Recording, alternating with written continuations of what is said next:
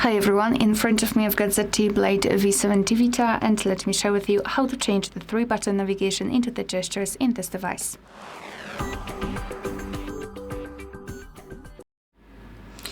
So let's start with opening the settings, and here we have to scroll all the way down to find System and Update.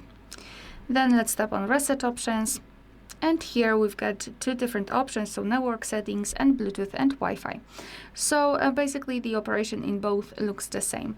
So just tap on the option, tap on reset settings, confirm everything with your screen lock, and here we've got the information that you cannot undo this action, so be aware and tap on reset settings only if you're ready.